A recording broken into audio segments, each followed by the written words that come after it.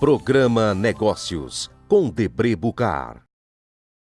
Boa noite, damos início a mais um Programa Negócio. Programa Negócio que sempre vai ao ar às sextas-feiras, às 11 horas da noite e com reprises no canal Metrópole em vários horários distintos. Você pode estar nos assistindo acessando metropolenews.tv.br ou rever esta ou outras matérias acessando o portal programanegócio.com.br.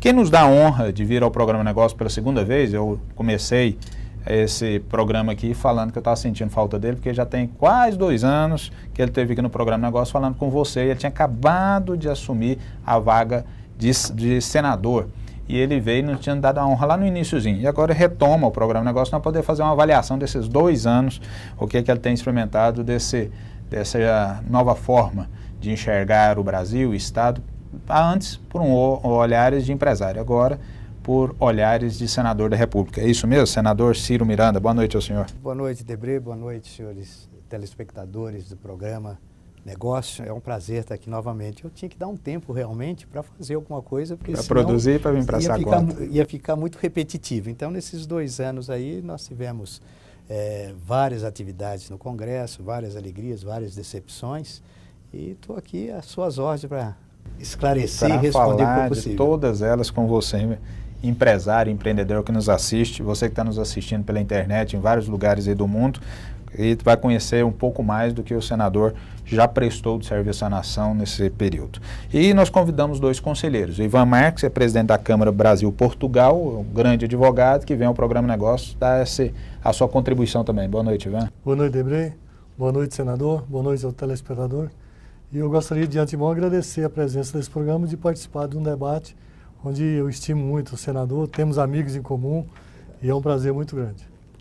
E nós convidamos Eduardo de Jesus Alcântara Filho, que representa uma instituição tão importante para o desenvolvimento do Brasil, como é o SEBRAE, que presta vários serviços em diversas áreas para ajudar a consolidar aí o sonho de todos nós brasileiros empreendedores, que é ter o seu próprio negócio. Eduardo, boa noite. Boa noite a todos. É um prazer estarmos aqui para debatermos, conversarmos um pouco e, quem sabe mesmo, sugerirmos alguns apontamentos que, porventura, possam ser úteis aí na vida. Obrigado. Senador, vamos começar do seguinte, então. O senhor assumiu a vaga, o senhor teve lá no início, acho que foi a primeira entrevista que o senhor concedeu, assim que o senhor tinha assumido, eu tive a honra de poder entrevistá-lo. E agora só entrou, largou de ser suplente e entra como senador, tendo novas responsabilidades. Qual é a avaliação que o senhor faz desses 2 anos? O que o senhor pôde aproveitar, que o senhor disse até no início, que teve alegrias, mas também teve tristezas nesse período como senador?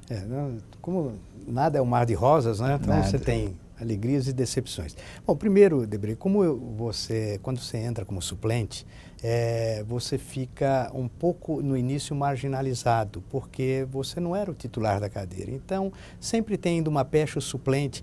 Se errado o sistema ou não, ele existe. O suplente, o vice-governador é um suplente, o vice-prefeito é um suplente e o senador também. Se precisa mudar as regras dos jogos, até acho que precisa, mas já que ela existe.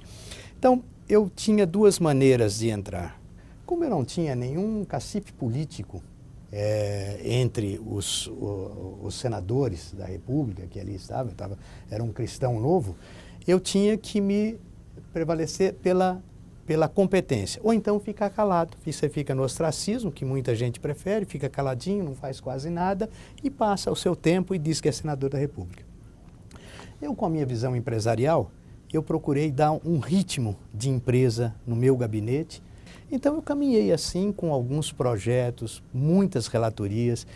Hoje, fico grato ao senador Dornelles, que os projetos mais complicados do senador Dornelles, ele quer que o Ciro relate. Pela minha afinidade com a área empresarial, são projetos sempre na área econômica. Então, aí nós fomos caminhando e as coisas estão indo. Agora, a decepção. A decepção é porque a gente tem oportunidade muito pouca de se discutir as matérias. Ivan, você que já militou em secretaria, você sabe o quanto é importante a gente estar discutindo os temas, o debate. Dali afloram as dúvidas e as coisas vão se esclarecendo. Mas com medida provisória, do jeito que está, ela tem 120 dias para tramitar. Ela vem para o Senado com 1 semana, 15 dias no máximo. Então você não pode fazer, modificação. Não. se modificar ela tem que voltar e ela cai. Então não pode, você vai engolindo. Já é proposital, né? Já é proposital. E o pior é que ela vem... Quando não trava a pauta, né? Quando não trava a pauta. E depois o pior, ela vem com um escopo, por exemplo, um financiamento de emergência, mas aí é uma árvore de Natal, cada um vai fazendo penduricalhos, que não tem nada a ver. O ano passado mesmo, nós aprovamos uma medida provisória que tratava do plano de saúde dos funcionários do Banco Central. Então, sabe, a coisa ficou deturpada. Nós já entupimos o Supremo com ações administrativas de inconstitucionalidade dessas ações. Nenhuma foram julgadas em uma medida provisória. E o governo é um rolo compressor. E é muito difícil ser minoria. Então, esse é o lado da decepção. A gente poderia estar discutindo e achando soluções para muito mais coisas, como foi, por exemplo, o Código Florestal. E foi amplamente discutido. Só que quando se chega num consenso na casa, a casa perde a credibilidade, porque a presidente vai e veta. Quando nós fizemos um acordo que, no final, todos os itens que nós estávamos discutindo seriam aprovados por consenso da maioria, por consenso de todos. E tinham representantes muito maiores do que os nossos do governo. E não falaram nada, concordaram, depois vieram os vetos. Isso desautoriza a casa. O que a gente percebeu nesses 2 anos do senador é o seguinte também, Debrey, porque precisa ficar bem claro para a sociedade, e não é tão claro assim, que, por exemplo, na Câmara dos Deputados existe bancada ruralista, bancada evangélica, e no Senado não. O Senado representa o Estado. Ele busca preservar e lutar pelo interesse dos Estados, não é de empresário, não, da União. E o Ciro, a gente tem acompanhado pelo Facebook, ou seja, a gente percebeu que ele realmente amadureceu muito nisso e tem dado grandes contribuições ao país e a favor do Estado. Essa última dele que eu percebi foi em relação aos royalties do petróleo. Exatamente. Né, senador? Que estão divulgando um entendimento que eu não entendo desse jeito. Eu gostaria até de uma posição do senhor, porque eles estão dizendo que se não vetar o projeto da presidente, podemos o país cair numa insegurança jurídica nos moldes, como aconteceu na Argentina, e onde tem insegurança jurídica no país, as coisas não se andam bem. Né? Você até me ajudou a esclarecer bem essa insegurança jurídica, nós estávamos conversando, que realmente ela não existe, né? Não. Ela é mais um marketing dessa história. O que hoje os outros estados jogam na mesa é que o mar a faixa até 200 milhas é uma propriedade da União, não é propriedade de nenhum estado. Então as coisas foram feitas de uma maneira errada e só que pelo uso de costumes se adquiriu o direito. Esses 3 estados se julgam no direito de ter essa propriedade, o que na verdade não é. Mas até então ninguém tinha questionado isso. Com o advento do pré-sal, que a gente ainda não sabe qual é o grande resultado, se vai ser muito bom, mais ou menos, ou não, a viabilidade, isso nos preocupa, porque do jeito que a nossa presidente vetou, ela deixa somente o dali para frente, e nós não conhecemos o dali para frente, certo? Então, do jeito que está, continua os estados, esses 3 estados e municípios. Não é justo, com um Brasil tão desigual, que poucos municípios têm uma riqueza tão grande, tem um volume que é desnecessário até, ele não aproveita tudo isso. Eu não consigo compreender, com todo respeito ao governador do Rio de Janeiro, acho que ele está no papel dele de defender o estado dele, com certeza, e os demais outros estados que já usufruem desse benefício de visão equivocada, que mais cedo ou mais tarde precisaria ser corrigida. Mas eu não percebo aonde que está a falta de coerência em vetar, na medida que se discute algo que a União ainda não usufruiu e o Brasil ainda não recebeu. Quer dizer, nós ainda não perfuramos os poços, não extraímos o petróleo, não vendemos o petróleo, não recebemos o petróleo. Então nós estamos discutindo exatamente o quê? Já que, se nós discutirmos, falarão o que já é dividido até o momento, não é perca de receita. Continua os demais estados da mesma forma. Mas do pré-sal para frente, aí daí nós vamos usufruir e fazer uma divisão igualitária para o Brasil. Aonde que está um impasse nessa questão? Olha, aí é força política, sabe? De apoios políticos de 3 governadores que não querem perder espaço. Eles jogam para a mídia uma coisa que não é a realidade, é como você disse. Eu não posso contar com aquilo que não existe. E eles então estão defendendo uma entrada de recursos. Eles já se comprometeram a esse retorno? Não comprometeram a nada. Agora, eu acho Ivan e Eduardo, que nós estamos perdendo uma grande oportunidade com esse negócio do pré-sal, sem saber o que é, mas de deixar isto maciçamente para educação e saúde. Também os estados também não estão contando com isso. Nós temos um problema crucial, que é a educação e a saúde, que deles originam vários problemas.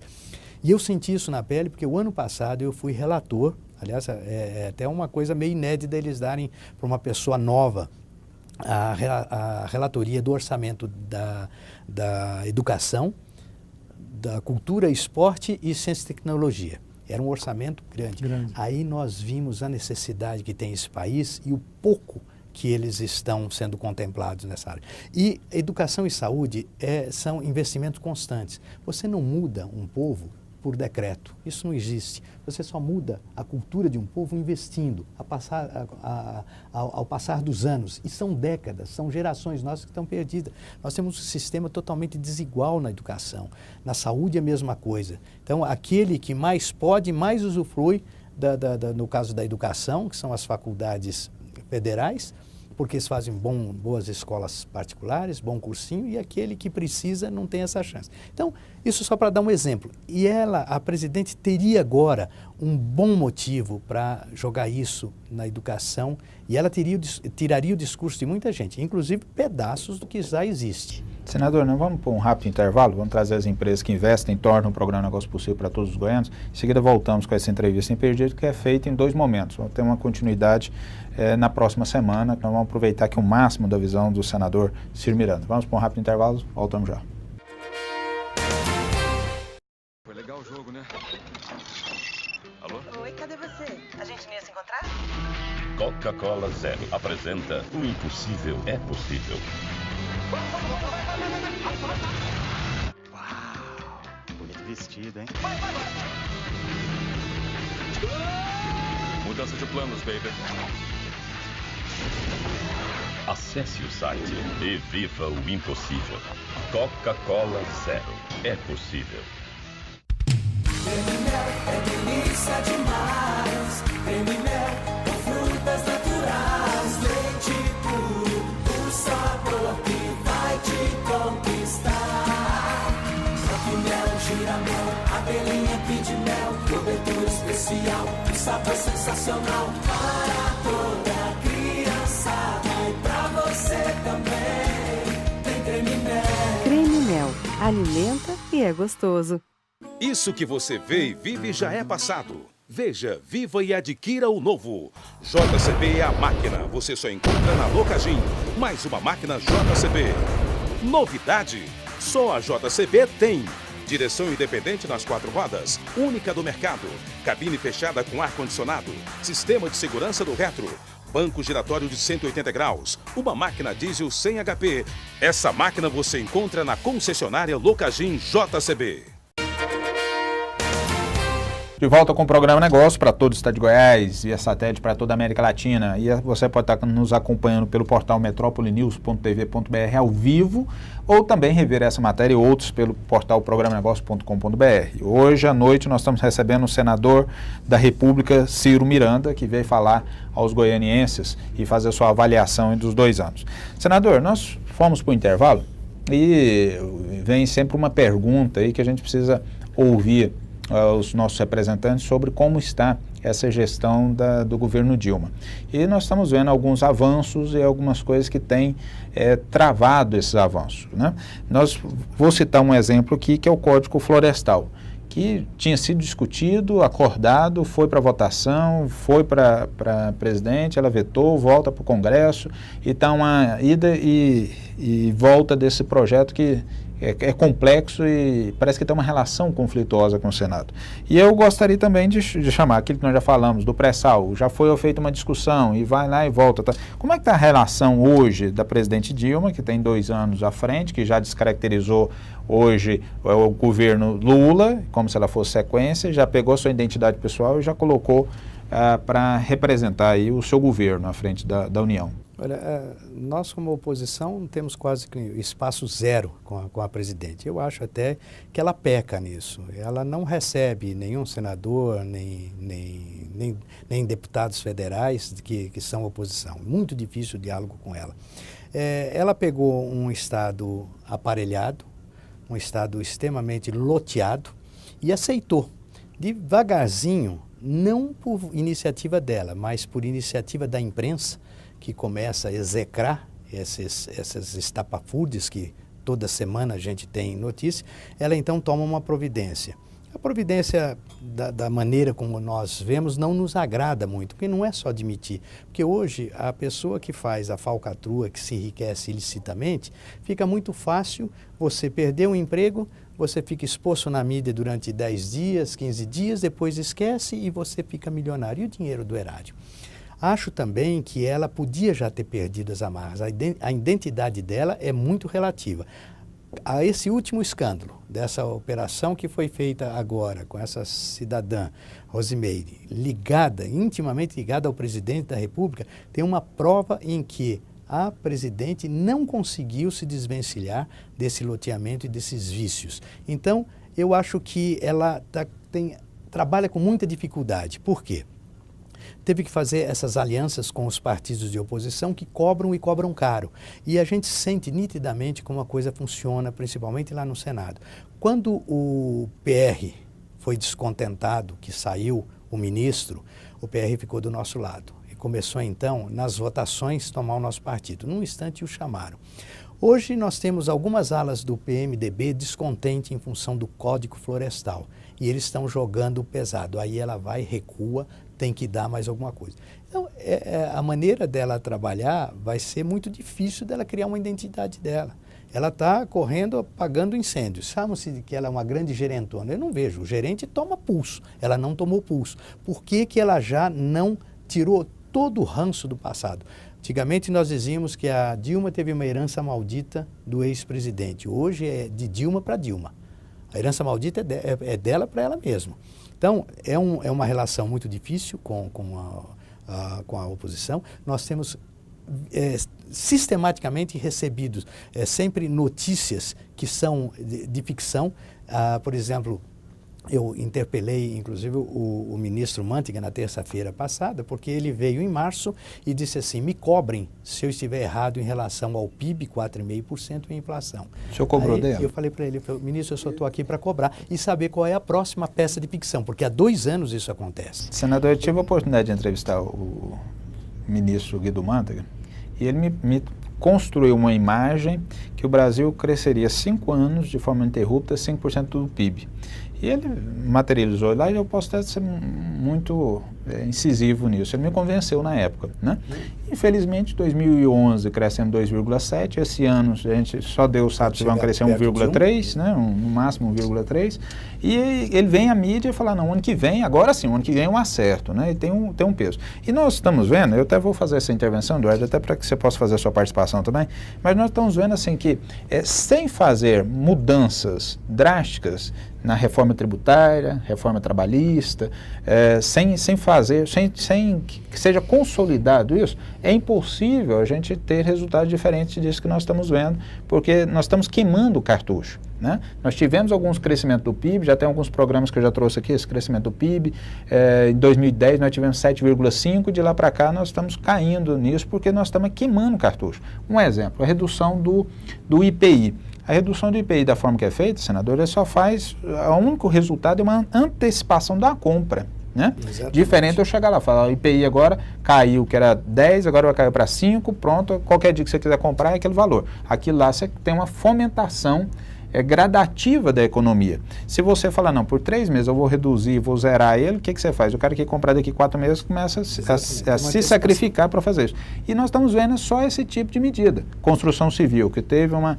Não vamos chamar de desoneração da folha, porque eu achei tão tímida, mas um início de uma tentativa de desoneração da folha no INSS caiu de 20 para 2%. Exatamente, isso, né? 2% sobre o... Num único segmento, e esse segmento é um segmento, claro, representa, importante, mas tantos outros segmentos que se juntarem, então, um peso maior que ainda que da construção que não é contemplado. Ele fica lá esperando, né? Quer dizer, você só está tirando de um lugar a pressão econômica e passando essa pressão econômica para um outro segmento.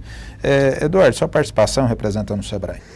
De fato, o que nos chama a atenção nesse período da economia toda é como é que ficam os pequenos negócios. Eu acho que essa é uma tônica que a gente precisa ter, porque são os pequenos negócios que mais empregam, seja na indústria, no comércio, e são os mais frágeis também, né, Eduardo? Exatamente. E, normalmente, são os que mais sofrem com o advento de algum movimento econômico que não seja positivo para esses segmentos, né? Nos preocupa justamente isso, né? As projeções do PIB, muitas vezes o empresário faz as contas, passa a ter um anseio, o desejo de se planejar, de se programar, que não é talvez uma coisa muito habitual no latino, no brasileiro, mas ele corre atrás disso, esperançoso de que logo, logo ele possa colocar a casa em ordem, né? E nos chama atenção justamente, são esses momentos de projeções, correndo o risco de uma alta de preço, seja na matéria-prima ou no produto acabado, e os custos empresariais ainda permanecem os mesmos. Isso é bastante incômodo, né, para uma economia, né? E a gente sempre pensando o seguinte, o que fazer? Quais são as saídas, né? O que está sendo discutido lá no Senado? Exatamente, o que está sendo avaliado, o que está sendo proposto, cada vez mais uma base crescente dos formais, né? Antigamente eram os informais, os empreendedores individuais, que agora passam a se formalizar, ter uma outra caracterização, ter uma outra responsabilidade, mas a gente tem que estar sempre atento a eles, né? Dizer assim, olha, o futuro está sendo construído aí, né? Com a questão do empreendedorismo. Né? Senador, muito bem lembrado pelo Eduardo aí, as pequenas empresas, o pequeno empresário, que ele nos parece nessa relação econômica o lado mais frágil dessa relação. Porque o grande empresário, ele pode até passar lá 3, 4 meses, 5 meses, 1 ano, 2 anos, no vermelho, tem gordura, ele dá conta de sobreviver. E o pequeno não, o pequeno se ele deixar de fechar no vermelho esse mês, no outro mês a família dele já não come. E sempre que a gente vê essas medidas de crédito, de incentivo, de benefício, é voltado para o grande empresário. O pequeno me parece que gera mais emprego, mas menos assistido. O que está acontecendo lá no Senado? Ele realmente é o que mais sofre, inclusive com essas medidas que são facciosas e que, veja, ele é o lado vamos dizer assim, da estrutura empresarial, aquele lado que mais sofre, porque ele não é capitalizado, ele precisa aproveitar as oportunidades. Então, se ele acredita que o país vai crescer 4,5%, ele começa a se ajeitar para aquilo, para fazer um estoquezinho um pouco maior. Ele é o mais ingênuo, acredita? E ele não tem massa de manobra. Depois ele chega lá no banco para renegociar a dívida dele, é uma dificuldade. Por isso que a gente vê uma mutação muito grande. Precisa-se de uma atenção muito grande para o pequeno e microempresário. O ano passado foi feito alguns ajustes lá no próprio Senado, através do Zé Pimentel, que procurou minimizar esse sofrimento, aumentar as faixas da pequena e microempresa. Mas o que eu vejo é que o problema do Brasil ele é estrutural de uma maneira muito mais ampla. Quando você fala num crescimento de 4,5%, você precisa dizer assim, eu consigo fazer isso? Como é que no Brasil pode ter 2 anos seguidos um crescimento desse tamanho se você não tem infraestrutura portuária, infraestrutura rodoviária, ferroviária, você não tem portos secos em números suficientes? Quer dizer, falta tudo para atingir isso. Então, o que acontece com o PAC? O PAC, nós estamos encerrando o ano com menos de 40% de aplicação efetiva no programa PAC, que envolve tudo isso. Então, isso eu acho que não tem uma saída. Não adianta você proteger o micro e pequeno empresário com alguns tipos de lei, favorece sim, mas se a política no seu todo ela não for complementada desses instrumentos, dessas ferramentas, que o país realmente possa crescer. Então, vai ficando se verbalizando, se empurrando com a barriga problemas que não vão ter solução. E sempre o pequeno é o que mais sofre com isso. Eu aqui quero enaltecer o SEBRAE, que eu sou um fã do SEBRAE incondicional. É um dos melhores serviços prestados à nação, é o do SEBRAE. É uma coisa séria, certo? O SEBRAE tem um compromisso, se dedica realmente. Se não fosse o SEBRAE, eu acho que nós tínhamos já, com muitos segmentos aí, teriam abandonado. E a informalidade nesse país seria muito maior. Mas eu acho que nós temos que rever um todo. É uma política de engana, sabe? Não tem uma sequência. Eu até digo que, em muitos casos, não falta verba, falta planejamento. Uma empresa, ela se adequa com o orçamento que ela tem. E sendo pequeno, ela tira leite de pedra. Agora, no país, como nós estamos numa fase assim, de o vento muito a favor, até hoje se quebra todos os meses recorde na arrecadação. E os municípios e os estados estão com o pires na mão. Se quebra todos os dias também. Eduardo, eu fiz uma pesquisa, o porquê isso? Porque recebi inúmeros prefeitos e eles me diziam, Ivan, que o município está ficando inviável, está quebrando. Eu falei, mas escuta, por quê? Eu falei, olha, eu recebia tanto, agora eu recebo tanto. O país cresce. Cresce aonde? Nos municípios. Crescendo a população, crescem os problemas de infraestrutura, os problemas sociais e por aí vai. Aí nós fizemos lá no gabinete uma análise, o que acontecia 20 anos atrás. Contribuições e taxas representavam 20%, 21%. Hoje, contribuições e taxas é da União. Impostos é que vai para o FPE e FPM, a divisão para os municípios e para os estados. Hoje representa 61% taxas e contribuições. Então fica na União. A União cada vez mais poderosa e detendo os municípios e os estados controlando. Então isso é uma política errada. Aí você não desenvolve nada. Não aí tem a gente quem aguente. vê algo que é drástico, assim, algo que me lembrou agora, até por conta dos últimos acontecimentos. Nós tivemos uma receita provisionada para a questão dos presídios. E que já é um valor muito pequeno, estipulado para manutenção, ampliação de poucos presídios. 480 milhões, se não me engano. Agora, o percentual dele, o valor já é muito pequeno, mas o percentual utilizado, né? Aí que se torna, foi 18%, salvo engano, se não tiver errado no dado, 18%, né? 18% do valor muito pequeno que foi aplicado. Quer dizer, nós temos dois momentos. Um é estipular um valor muito pequeno para solucionar um problema que é a nação. Mesmo tendo, não é usado. Mas mesmo tendo, não quer dizer, usar. nós não conseguimos usar isso. Quer dizer, o que acontece nesse país nosso? Aí nós podemos falar de muitas coisas. Eu vou chamar aqui a questão do São Francisco, né? Uma obra que está lá, né? Ela já foi estipulada inicialmente 6 bilhões, foi para 8, deve chegar a 11 bilhões e está, né, acho que não chegou a 40% dela. Está por aí, né? 40%. Mas só que tem que refazer já o que foi feito. Tem que refazer tudo. Já tem. Ferrovia Norte-Sul, meu Deus do céu, o aeroporto de Goiânia, quer dizer, nós podemos falar aqui, seria um programa inteiro só para nós enumerarmos de obras que foram iniciadas e não estão sendo concluídas e obras.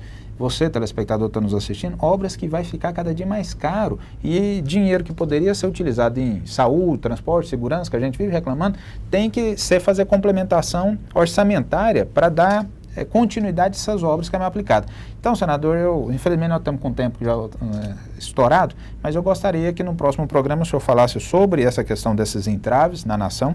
Eu quero que o senhor fale sobre uma lei polêmica e eu quero que o telespectador se manifeste, quer dizer, o senhor propõe aqui uma PEC para encerrar a questão do salário dos vereadores. Deve ter vereador doido para pegar o senhor na rua. Em municípios de menos de 50 mil habitantes. Deve ter vereador doido. Que representa 90%. Eu estou andando com colete de bala. Eu estou imaginando, o senador vai falar sobre isso. Não quer tirar o salário de muitos vereadores em municípios pequenos, né? E outras leis implementadas. Isso e mais outras coisas nós vamos tratar no nosso próximo programa na semana que vem com o senador Ciro Miranda e os nossos conselheiros convidados aqui. Tá? Eu quero agradecer o senhor nesse momento. Nós vamos continuar, Ivan Marques e Eduardo. Minha obrigação aí de levar informação precisa só pode ser feita se tiver a presença de vocês, que enriquece esse debate. Assim. Meu agradecimento a cada um de vocês. Muito obrigado. Obrigado. Você pode estar assistindo esse programa acessando programanegócio.com.br ou ao vivo também, metropolinews.tv.br. E nós voltamos em seguida com o senador Ciro Miranda, dando continuidade a essa entrevista. Vamos lá? Até semana que vem, um grande abraço.